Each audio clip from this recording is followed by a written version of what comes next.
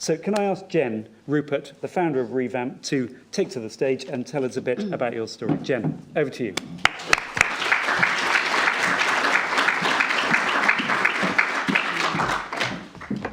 Hi, everybody. Hi.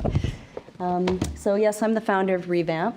We are a collective fashion movement. We are an eco-design collective that specializes in reclaiming and restoring and beautifying clothing and accessories that would typically be thrown away or made into rags. And so that's what we do. We make beautiful clothes and accessories.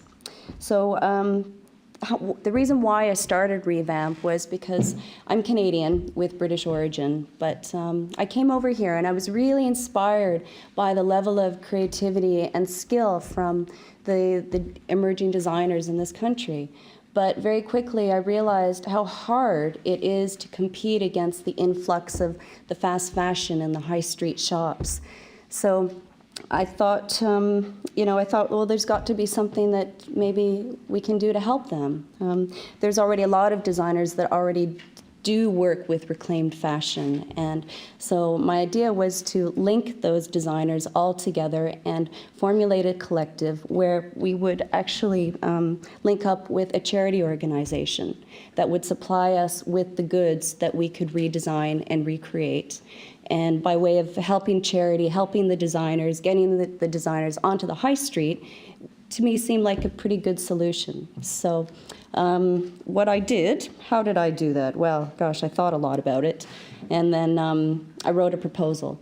And I did a lot of market research. I visited the charity shops because there are many. At home in Canada, we have very few. Here, it's part of the culture, which is great.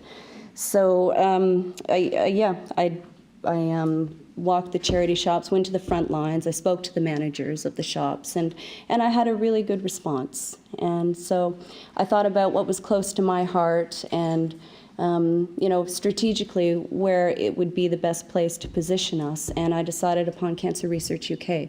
So I finished the proposal and I submitted it, and they loved the idea.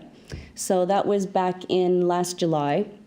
And so, after a month, this country kind of shuts down for 2 months. So I came back in September, and we ensued the meetings, and we decided we'd have a soft launch.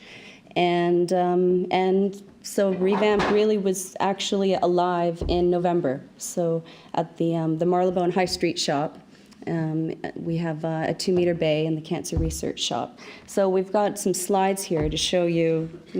I've selected some images just to give you an illustration of what can be achieved. And for me, I feel personally, designers that work with reclaimed, I think are highly creative, and personally, I think they're geniuses, because to be able to see a garment and to actually transform it into something else that's wearable, I think is just magnificent. This is Vignette Designs, and an existing shirt, a men's shirt that had a lot of stains on it around, the collar and stuff, and it's things that people typically throw away. And so Anna made a beautiful dress, and it's quite remarkable. But not only did she make one item from it, she made 2 from the same shirt.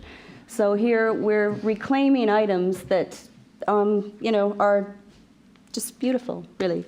Yes, and in terms of the waste that the fashion industry generates, and I think that's a large part of why we're doing this, and all of the designers, they do feel that there is too much waste out there. So by us taking the garments that people typically throw away, I think we're addressing a huge problem. There are many challenges and issues that the fashion industry is facing right now.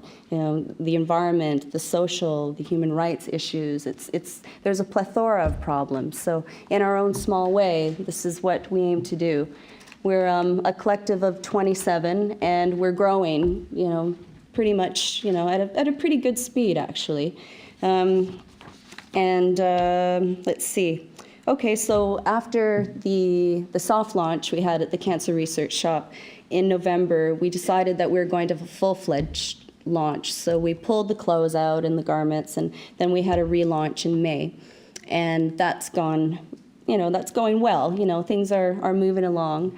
And as well, we are in London Fashion Week. I submitted the proposal, got it in at the last moment, but luckily we got in. So it's a vetting process, and just by, I suppose, eco-fashion, we are, it's been around for a long time, but I think now it's just getting into the public eye where people are really being conscientious of where items come from and how did it come to be.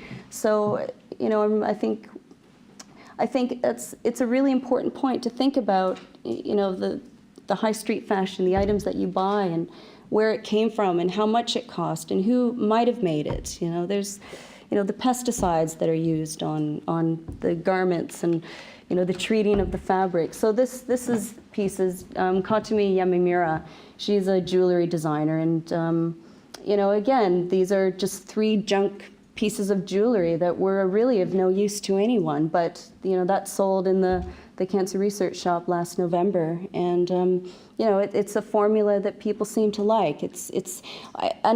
We're addressing individualism and dressing for expression, because with a lot of high street fashion, there's 50 of the same dress, 100 of the same dress. There's so many items out there that you tend to kind of lose your identity. So these designers, they really like to push the boundaries of reclaimed fashion.